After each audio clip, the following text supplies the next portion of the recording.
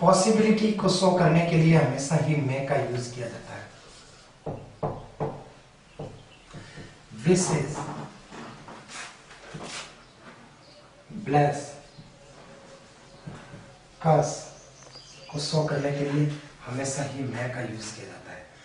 Possibility, संभावना, विशेष, bless, कर्स को show करने के लिए मे का यूज किया जाता है।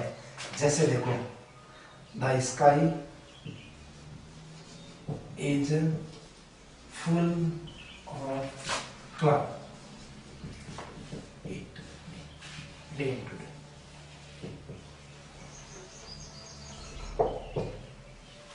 देखो सेंटेंस के अंदर कि स्काई के अंदर, स्काई में बादल फुल है तो बारिश होने की संभावना होती है।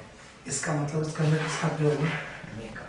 It may rain today. Is it clear? May God bless you, may God bless you.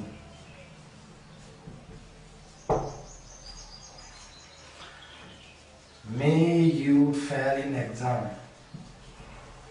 Fail in exam. देखो एक चीज और ध्यान रखना कि ब्लेस और कर्स वाले सेंटेंस के अंदर काफी बार साइन ऑफ एक्सक्लेमेशन दिया हुआ आता है और काफी बार नहीं भी दिया हुआ आता है। तो पहले ही माना जाता था कि ब्लेस या कर्स वाले सेंटेंस में साइन ऑफ एक्सक्लेमेशन अनिवार्य है। अब ऐसा कोई भी जरूरी नहीं है। यदि परमिशन लेनी है, अगला देखो इसका कंसेप्ट, यदि परमिशन लेनी है तब भी मे का प्रयोग किया जाता है। मे आई कम इन द चैम्बर। जब मे वाला सेंटेंस में परमिशन होती है ना, उसमें अंतर समझो स्टूडेंट्स। मे में जब परमिशन ली जाती है उसके अंदर हम्बलनेस पूरी होती है, विनम्रता का भाव होता है, पोलाइटनेस होती है। अपन से कोई बड़ा है, या तो पोस्ट में बड़ा है या एज में बड़ा है, उसके लिए हमेशा मे लगाया जाता है। Is it okay? अगला देखो मे का प्रयोग। जब अपन को पर्पस शो करना हो, क्लियर अच्छी तरह से समझना, पर्पस शो करना है। पर्पस शो होता है या तो सो दैट से या दैट से। अधिकतम केस में इन दो से शो होता है। सो दैट से या दैट से, थोड़ा लाइट ऐसे कर देना है। सो दैट से या दैट से, इन ऑर्डर दैट से।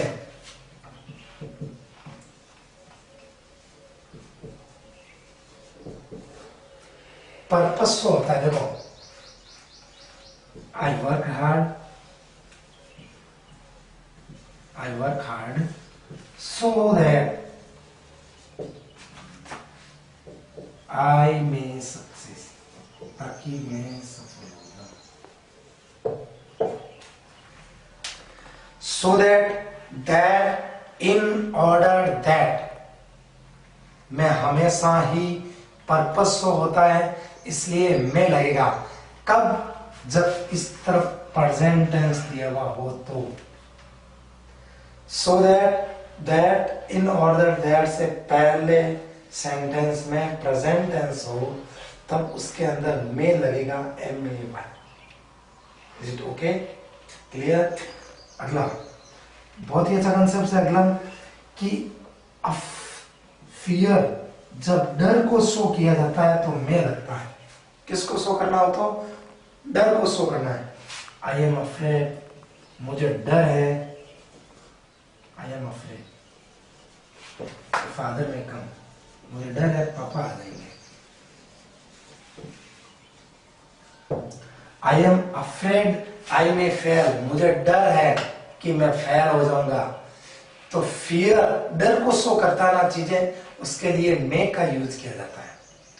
अगला देखो इसी का ही मे का ही अगला कंसेप्ट, आस्किंग समथिंग। जब हम किसी चीज के बारे में कुछ पूछते हैं, हमें लगता है मॉरल्स के रूप में, लेकिन correct form of the word के अंदर when we are asking something then we use present continuous tense. Is it okay? Asking something, देखो, how old may she be?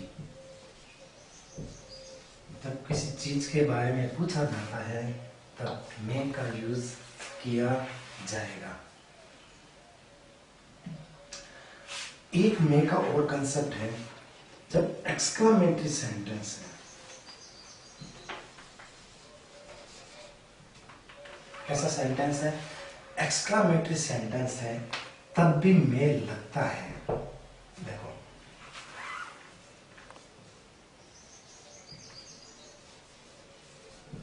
C me B,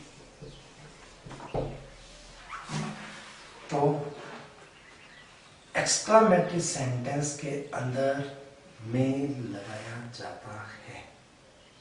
okay, यहाँ पर mail का पूरा rules हो गया।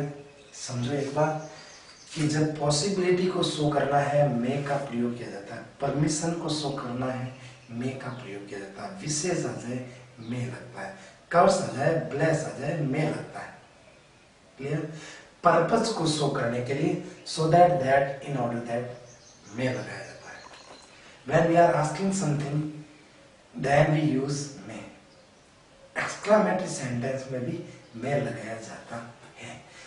एक है कि जब गैस करना हो कोई चीज, गैस, स्पेकुलेशन, तब मे लगाया जाता है। गैस जैसे ही मे बी ऑन टाइम, ये अनुमान है हमारा, इसलिए मे लगाया जाता है। इट मे 4 o'clock, लगा रहे अनुमान अपन कि 4 बज गए होंगे। तो गैस और स्पेकुलेशन को शो करने के लिए भी मे का यूज किया जाता है। Is it okay? अब अपना शुरू हो रहा है माइट।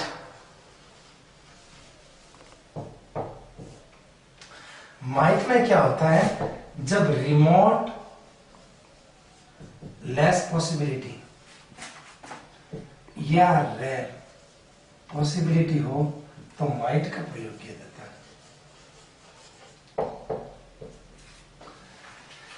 रिमोट, लेस और रेयर पॉसिबिलिटी के लिए माइट का प्रयोग, मतलब बहुत कम संभावना होगी उस समय माइट का प्रयोग किया जाएगा। द स्काई इज क्लियर, एक अच्छा एग्जाम्पल ये है, the sky is clear, it might rain today, it might rain today।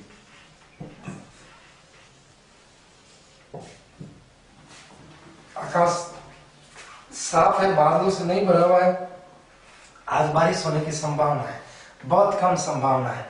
तो रिमोट पॉसिबिलिटी है या लेस पॉसिबिलिटी है या रेयर पॉसिबिलिटी है, तो माइट का प्रयोग किया जाएगा। Is it okay?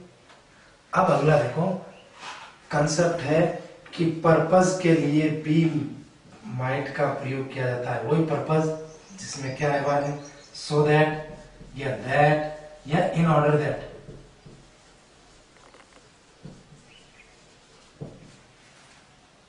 किसका प्रयोग किया जाता है? माइट का प्रयोग। कब? जब आपको कैन करवाया था तब भी बताया था कि कैन से पहले यदि प्रेजेंट कंटिन्यूस प्रेजेंट टेंस है तो उस तरफ मे लगता है।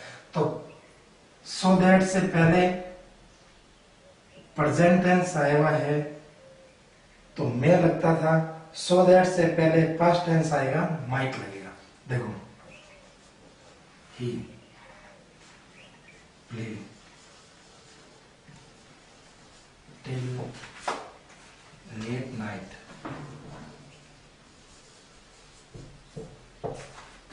so that he might practice, so that he might practice।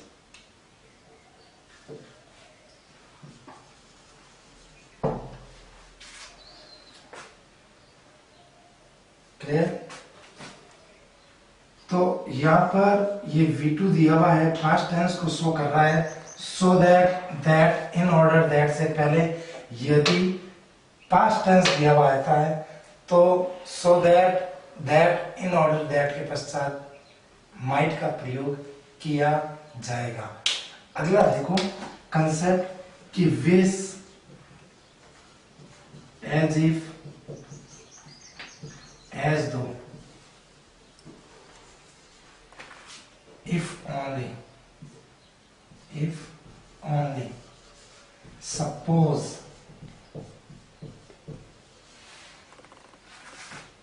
सो होना हो तो उसके अंदर माइट आएगा।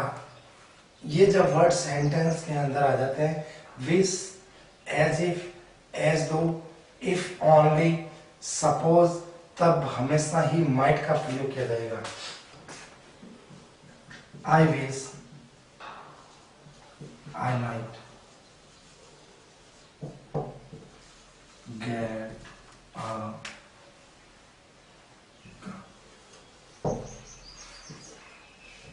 wish, as if, as though, if only, suppose we might lose the match। कैसा आएगा? Suppose we might lose the match।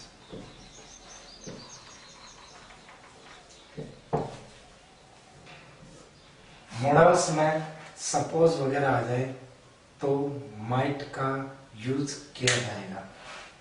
एक इसका और है कंसेप्ट लास्ट कि इनडायरेक्ट स्पीच के अंदर माइट का यूज किया जाता है। कब? जब डायरेक्ट स्पीच में,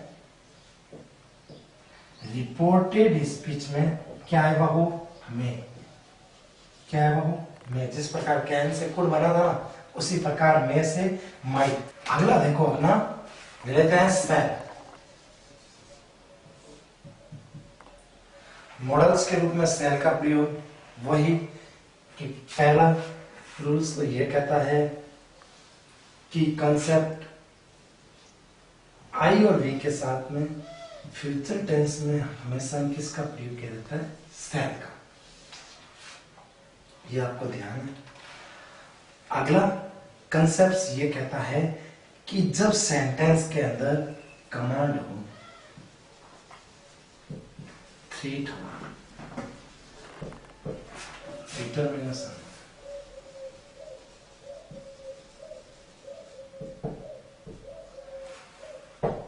कोई ऑर्डर हो, तब सेंटेंस के अंदर आई और वी सब्जेक्ट के अलावा सभी सब्जेक्टों में सेल का प्रयोग किया जाएगा। और आई और वी आया हुआ है सेंटेंस के अंदर, और जब प्रॉमिस, थ्रेट, ये वर्ड आ जाए, डिटरमिनेशन, कमांड, तब आई और वी के साथ किसका प्रयोग हो जाएगा? विल का प्रयोग। Is it okay? कब? जब सेंटेंस के अंदर कमांड, प्रॉमिस, थ्रेट, डिटरमिनेशन ये वर्ड आ जाए, या वार्निंग है वर्ड, ये आ जाते हैं, तब second person and third person subject में सेल का प्रयोग होगा। अब देखो एक एक को अच्छी तरह से समझना। कमांड अलग चीज होती है, थ्रेट अलग होता है, डिटरमिनेशन अलग होता है, वार्निंग अलग होती है। सबको अलग अलग समझो। देखो कमांड का अर्थ होता है ऑर्डर देना। जैसे you shall come on time, boss कह रहा है कि कल आप टाइम पर आओगे। समझ आ गया? जैसे दे दिया, they will open the office at 10 AM। ये था अपना कमांड। उसके बाद में थ्रीट देखो, ये किसमें है? कमांड में है। अच्छी तरह से समझना, ये कमांड में है, सी लिख दिया है, ठीक है। थ्रीट में देखो, सी shall be punished by her misdeed। अपनी गलतियों के कारण उसको पनिशमेंट मिलेगा। ये क्या हुई? उसको धमकी। यह दे दिया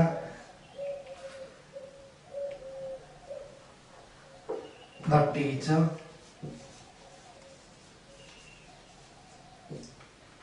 शैल बीट हर, टीचर उसको पीटेगा। He will kill you, he will kill you.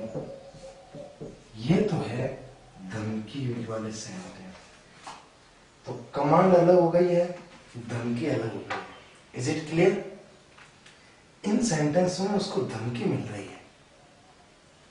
Determination का कैसा हो गया सेंटेंस? उसको डी लिख रहे हैं। जैसे he shall go wherever it be। कुछ भी होगा वो जाएगा। ये इसकी क्या हो गई है? डिटर्मिनेशन। समझ में आ गया? Everyone will serve his motherland. हर आदमी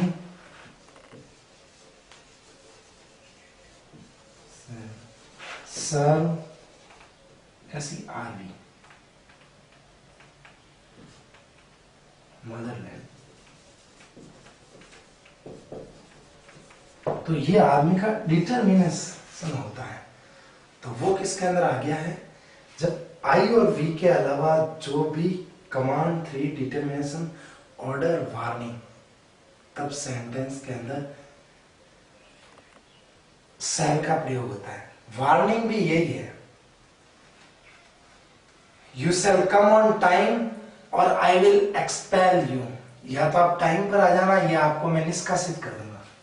जैसे यहां लिख देते हैं वार्निंग का सेंटेंस, कम ऑन टाइम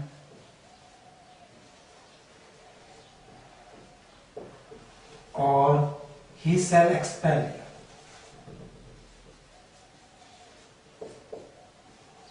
या तो टाइम पे आ जाना, ये वो आपको निकाल देगा। ये भी एक तरह की आपको वार्निंग दे रहा है। तो command, promise, threat, determination, order के लिए आई और बी सब्जेक्ट के अलावा सब में किसका प्रयोग है? शैल का। प्रॉमिस वाला कि प्रॉमिस में भी शैल का प्रयोग होता है। कैसे? He shall help you in need। जब आपको आवश्यकता होगी वो सहायता करेगा। ये उसका प्रॉमिस है, वादा है।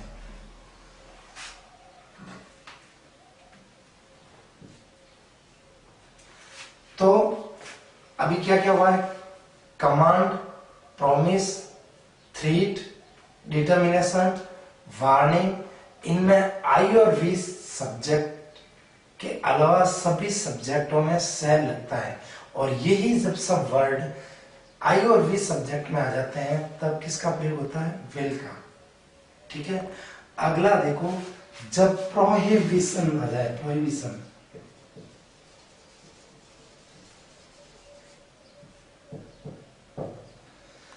तब मॉडल्स के रूप में शैल का प्रयोग किया जाता है।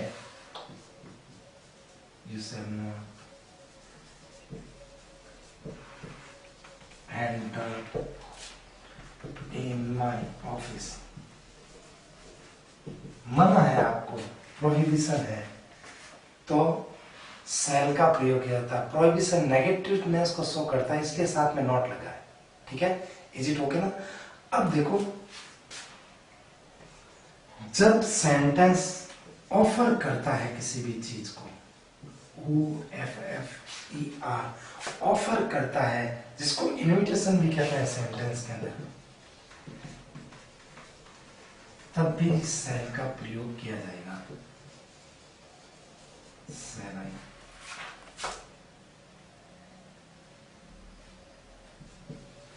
Put some more sugar,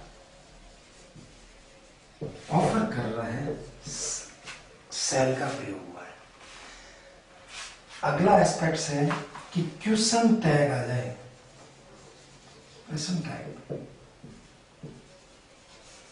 tag कौन सा? लेटस, क्या है? Let us. तो उस समय हमेशा सेल लगाया करते हैं। क्या लगाया करते हैं? Shall. Is it clear? Question tag के अंदर सेल का यूज किया जाता है। सेल का कि एक्सप्रेस रिजोल्यूशन, तो हमेशा ही उसके अंदर आई और वी सब्जेक्ट के अलावा सब में सेल लगता है और आई वी के अंदर विल लग जाएगा। ठीक है? Express resolution, he will, shall करवा रहे हैं, ही सेल डू और डाई, या वो करेगा या मरेगा। तो दे सेल अप्रूव्ड करप्शन, वो करप्शन को हटा ही देंगे, जड़ मुक्त कर देंगे। तो एक रिजोल्यूशन करता है ना आदमी, तब उसमें हमेशा सेल का यूज किया जाता है अदर सब्जेक्ट में, और आई वी में वापस विल लगेगा। इस चीज का भी ध्यान रखना। अगला देखो, ये आपने सुना होगा, be obliged, be grateful,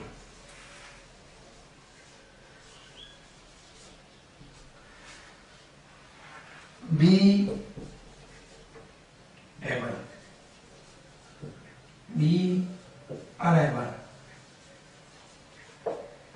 B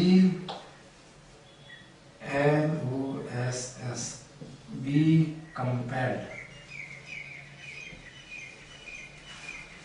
B for. ये कुछ ऐसे फ्रेज है, इनसे पहले हमेशा ही सेल का प्रयोग किया जाता है। Be obliged, be grateful, be able, be unable, be lost, be compelled, be for. I say be obliged,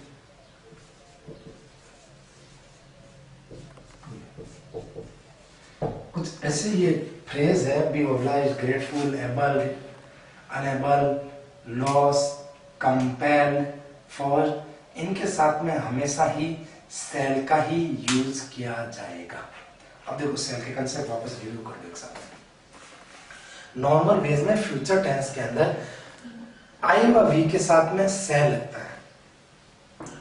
यदि सेंटेंस के अंदर प्रॉमिस, डिटरमाइन, थ्रेट, कमांड हो, तो सेकंड पर्सन और थर्ड पर्सन के सब्जेक्ट में हमेशा ही सेल का प्रयोग किया जाता है। प्रोहिबिशन, सेल लगता है। ऑफर, इन्विटेशन, सेल लगता है। क्वेश्चन टैग में लेटस होने पर हमेशा ही सेल का प्रयोग होता है रिजोल्यूशन को एक्सप्रेस करने के लिए, जैसे वो करेगा या मरेगा। हम आतंकवाद को जड़ से हटा देंगे, हम ब्रदरहुड, भाईचारा रखेंगे, देश प्रेम की भावना रखेंगे। एक ऐसे कुछ रिजोल्यूशंस है, रिजोल्यूशंस में हमेशा सेल का यूज किया जाता है। और कुछ ऐसे फ्रेज होते हैं स्टूडेंट्स, उनके अंदर भी सेल का प्रयोग होता है। Obliged, grateful, loss, unable, able, compelled, for, तो इनके साथ में जस्ट पहले इनसे सेल का ही यूज किया जाएगा। एक वर्ड है बहुत अच्छा, वो याद रख लेना। सेंटेंस है as you reap, so shall, as you sow, जैसा आप बोओगे, so shall you reap, जैसा बोओगे वैसा देगा। इसमें shall लगता है। एक बार कॉम्पिटिटिव एग्जाम में ये डायरेक्ट पूछा हुआ, as you sow, so shall you reap। अब अपन नेक्स्ट शुरू करें अपना अगला शुड का यूज। शुड का यूज कब होगा? जब ड्यूटी को शो करना है, शुड का प्रयोग करते हैं। सॉफ्टन कमांड, तब भी शुड का ही प्रयोग करना है। एडवाइस हो, तब भी शुड का ही प्रयोग किया जाता है। ड्यूटी का अर्थ है कर्तव्य, सॉफ्टन कमांड का अर्थ होता है आदेश तो होता है, लेकिन वो एक नॉर्मल वे में होता है। ये शुड कम ऑन टाइम, इसका मतलब आपको टाइम पर आना चाहिए। तो ये नॉर्मल वे में ऑर्डर है, लेकिन एक सॉफ्टन कमांड है। एडवाइस का अर्थ होता है सलाह। ड्यूटी जैसे you should respect the peer। soften command देखो, you should come on time। Advice क्या होती है? you should work hard।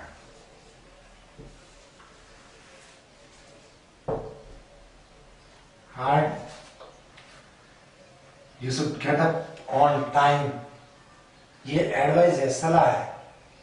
you should start this job, आपको ये जॉब करनी चाहिए, ये कोई सलाह है। तो सलाह के लिए should का यूज किया जाएगा। ड्यूटी के लिए, मॉरल ड्यूटी के लिए should का प्रयोग किया जाता है। सॉफ्टन कमांड के लिए भी should का प्रयोग किया जाता है। ड्यूटी कहो या मॉरल ड्यूटी कहो, एक ही चीज है। ड्यूटी करते हुए मॉरल ड्यूटी, नैतिक करते हुए, ठीक है। अगला देखो, इसका ये है एस्पेक्ट्स कि जब सेंटेंस के अंदर LEST लेस्ट वर्ड आया हुआ है, तो उसके पश्चात मॉडल्स के रूप में हमेशा शुड का ही प्रयोग होगा। Work hard, lest use, work hard lest you should not get more। Next के पश्चात हमेशा ही शुड मॉडल्स का यूज किया जाता है। एक चीज और ध्यान रखना कि वन आ जाए, खाली जगह आ जाए, नॉट लिखा हुआ है ना, अधिकतम केस के अंदर शुड का प्रयोग होगा। वन, उसके बाद में मॉडल्स आए, ब्लैंक्स आए, मॉडल्स लगानी है, और फिर नॉट आए तो शुड लगता है। One should not, one should not spit everywhere, हर जगह नहीं थूकना चाहिए।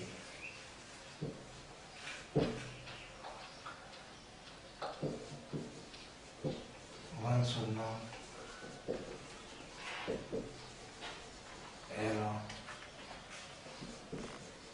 the readers।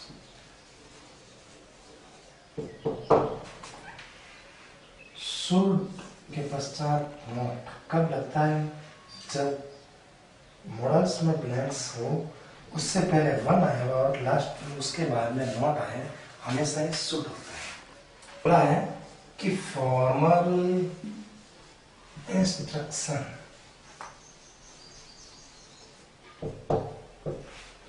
या नोटिस के लिए भी शुड का यूज किया जाता है। फॉर्मल इंस्ट्रक्शन कैसे? बहुत अच्छा है।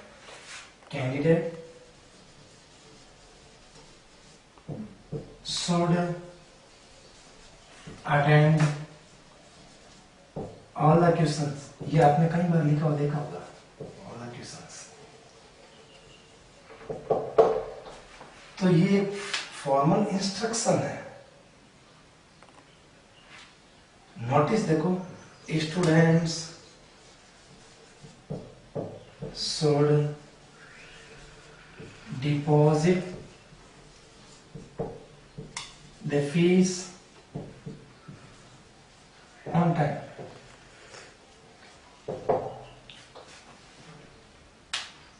ठीक है, तो ये एक नोटिस है कि स्टूडेंट्स को, फॉर्मल नोटिस है ओनली, तो उसके अंदर भी किसका प्रयोग किया जाएगा, शुड का प्रयोग किया जाएगा। अब देखो, यदि एजम्पशन है,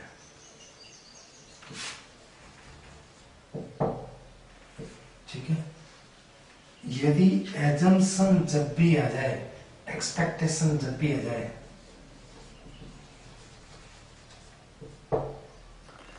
तब हमेशा ही शुड का यूज किया जाता है।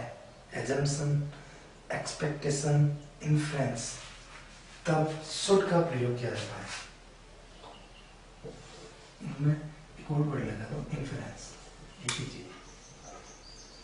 जैसे ही शुड बी रिच, वो शायद अमीर होगा, ये वर्ड लगेगा। द कीज, चाबियां ड्रॉर में होनी चाहिए। The key should be in drawer. तो ऐसे एजम्पशन है, एक्सपेक्टेशन है, इन्फ्रेंस है, जिनकी हम आशा करते हैं, उसके लिए अनुमान करते हैं, तो उनके लिए हमेशा ही शुड का यूज किया जाता है। देखो शुड कब कब लगेगा, वापस रिव्यू कर लो। Duty, soften command, advice, should का यूज। लेस्ट आ जाता है, लेस्ट के पश्चात शुड का use. One should not, one should not. फिर क्या दिया हुआ था कि फॉर्मल नोटिस और इंस्ट्रक्शंस आते हैं, शुड का प्रयोग होता है। एक्सपेक्टेशन, इन्फ्रेंस, एजम्पशन में शुड का प्रयोग। मॉरल ड्यूटी आए, शुड का प्रयोग। एक रह गया था मॉरल ड्यूटी, नैतिक कर्तव्य। We should help the poor, help the poor. नैतिक कर्तव्य के लिए भी शुड का प्रयोग होता है। ओके, ये शुड कंप्लीट हो गया।